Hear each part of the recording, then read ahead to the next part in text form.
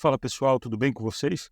No vídeo de hoje a gente vai falar sobre o que acontece com a gente, né? O que acontece com a nossa consciência depois da nossa morte.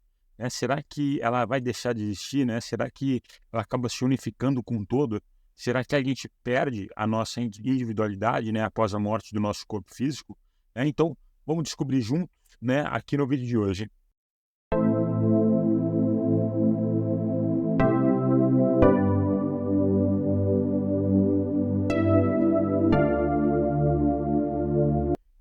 Uma pergunta interessante que muitas pessoas têm, né, na consciência é de quando eu morrer, né? Para onde eu vou?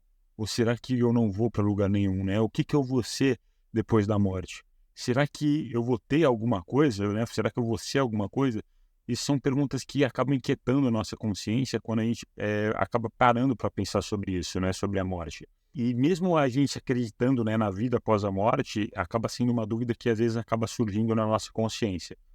E se a gente pensar que não pode existir nada depois da morte, né, que a morte acaba sendo uma destruição absoluta, isso acaba até dando um certo desespero na gente, né?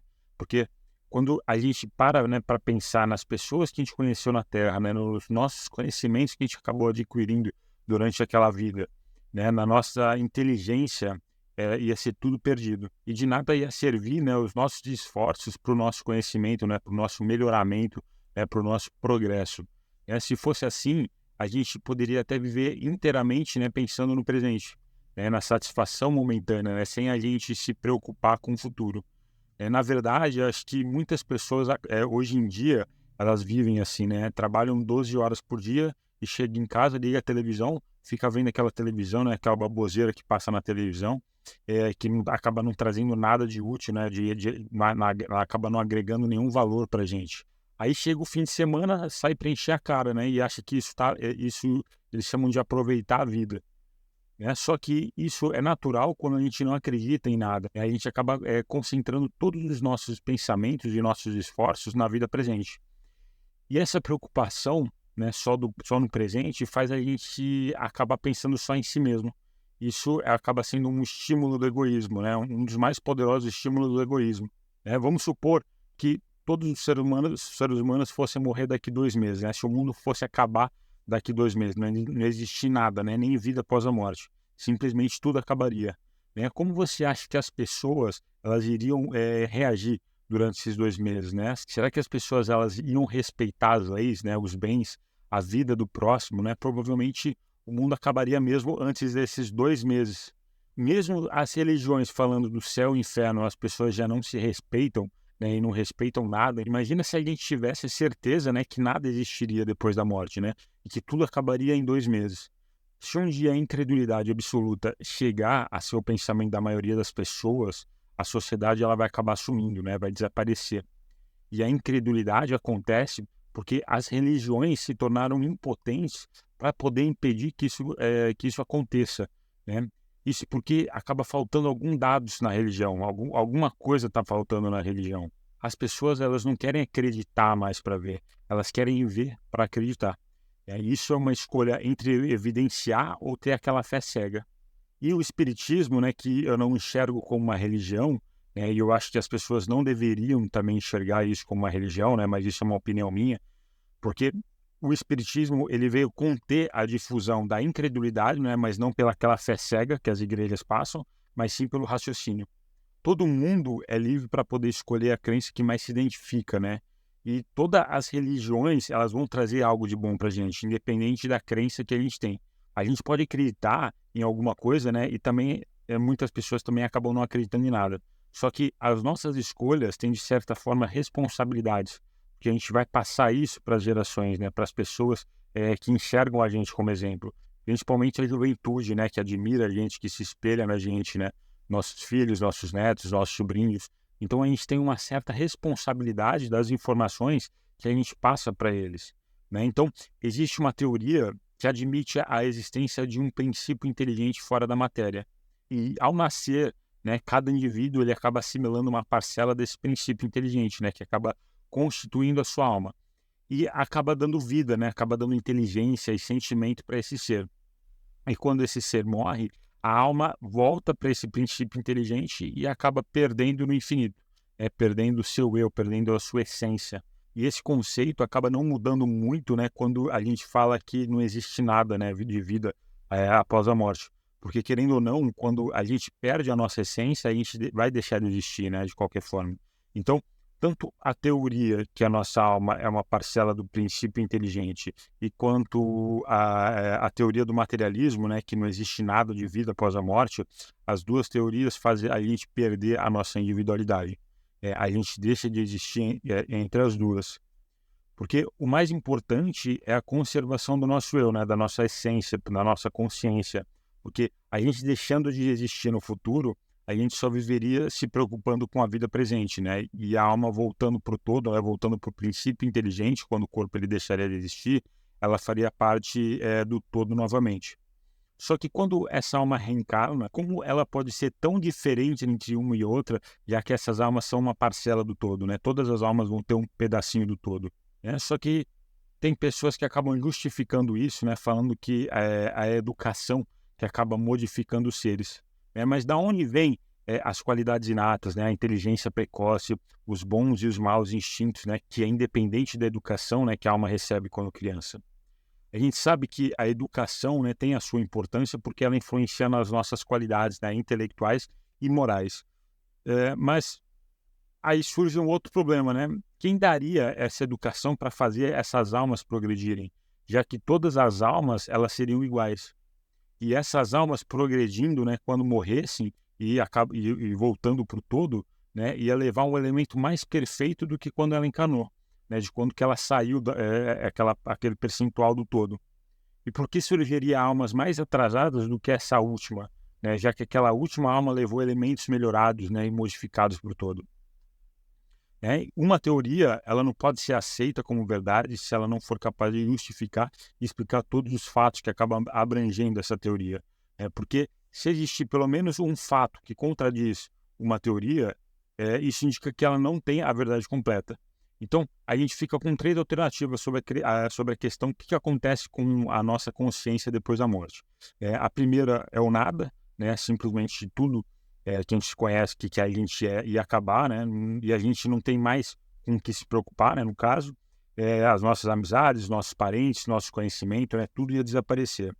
A segunda seria a absorção da nossa alma, né? Pelo todo, perdendo também a nossa individualidade, também fazendo com que tudo sumisse, né? E a terceira e a última é que a gente permaneceria com a nossa individualidade, né, antes e depois da morte, e a gente ser seres únicos. E essa teoria, por ser lógica, né, a gente acaba concluindo que a alma é única, e isso implica que o destino de cada alma está ligado com as nossas características individuais. Então, as qualidades pessoais de cada alma acabam determinando o seu próprio destino, porque a gente não pode admitir que uma alma atrasada de um homem ruim teria um mesmo nível, né, que o de um homem do bem, um homem bom. Segundo o princípio da justiça, né, as almas têm que ter a responsabilidade dos seus atos. Só que para existir essa responsabilidade, a gente precisa que ela seja livre, né, na escolha entre o bem e o mal. Todas as religiões acabam admitindo o princípio da felicidade ou da felicidade ou da infelicidade da alma após a morte, ou, em outras palavras, a existência do céu e do inferno, né, a pena e o gozo futuro. A diferença delas está especialmente na condição que determina tanto as recompensas e as punições. E por causa dessa contradição, né, acaba surgindo diferentes religiões, né, cada uma impondo deveres específicos, né, cada uma com a sua percepção e entendimento para poder homenagear a Deus, né, e assegurar a entrada no céu. E no começo, todas as religiões elas foram moldadas de acordo com o nível de desenvolvimento moral e intelectual das pessoas. Só que as pessoas elas estavam focadas nos aspectos materiais, né? E elas acabam tendo dificuldade em entender os valores espirituais das religiões. E durante muito tempo, essa forma de religião acabou sendo atendida, né, às necessidades, raciocínios das pessoas. Só que na medida que a nossa compreensão espiritual ela vai se desenvolvendo, as pessoas elas começam a sentir falta da compreensão espiritual nas coisas e acabam percebendo que a falta dos significados, né, de muitas coisas, e as religiões acabaram deixando de fazer, né, de cumprir as necessidades das pessoas. E muitas pessoas acabam abandonando suas religiões e acabam indo buscar uma abordagem mais filosófica, porque acabaram sentindo que ali elas tinham as respostas das perguntas, né? Que onde as religiões elas acabavam não conseguindo responder. Então, enquanto a compreensão das pessoas elas foram expandindo, né? As religiões elas permaneceram estagnadas. E acabou chegando uma hora que as pessoas elas queriam mais. E aí o conhecimento que as religiões passavam já não estavam satisfazendo mais as necessidades das pessoas. Então, ela não conseguia suprir mais as dúvidas, né, as necessidades e inquietações das pessoas. Se as religiões elas tivessem acompanhado o conhecimento progressivo dos espíritos, talvez hoje não existisse tantos incrédulos no mundo, né, porque está na própria natureza do homem a necessidade de crer em algo. O ser humano ele tem a curiosidade de saber, né, da onde veio, para onde a gente vai, qual o propósito da nossa existência, né? Só que quando é apresentada uma resposta para tudo isso e essa resposta acaba não alinhando com a nossa vontade, nem com a ideia que a gente faz de Deus, né, e até mesmo com os dados que a própria ciência acaba fornecendo, a gente acaba rejeitando essa ideia. Só que o espiritismo, ele acaba sendo bem recebido, né, por algumas pessoas, porque ele acaba trazendo respostas para as dúvidas, né, que talvez a gente não consiga através das crenças convencionais. Porque as respostas que o espiritismo ele acaba dando para a gente acaba vindo de confirmações dos fatos, né, da lógica, dos raciocínios, né, e não do nosso instinto. Só que quando a gente não tem nenhuma base, né, para definir esse futuro, a nossa imaginação ela acaba fantasiando, né, o formato das diversas crenças.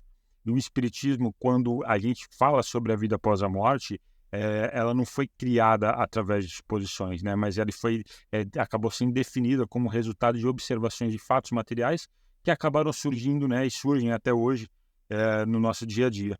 Só que isso também traz opiniões diversas, né? Existem várias doutrinas que acabam falando sobre a vida após a morte. Só que gradualmente, né, quando a nossa ciência conseguir comprovar essa existência, vai acabar deixando de existir essa diversidade de opiniões e vai tudo acabar sendo unificado em um conceito só. E essa unificação vai ser um passo gigantesco, né, para um caminho de fusão completo das diferentes tradições religiosas, né, que vai acabar contribuindo, né, para um entendimento mais amplo entre as diversas crenças. Beleza, pessoal? Esse texto eu acabei tirando do capítulo 1 do livro do Céu e o Inferno, né, do Allan Kardec. Quem quiser se inteirar mais sobre esse assunto, vocês podem estar lendo também o capítulo 1, da parte 1 do livro do Céu e o Inferno. E agradeço a todos que chegaram até o final e aguardo vocês, então, semana que vem. Valeu, pessoal!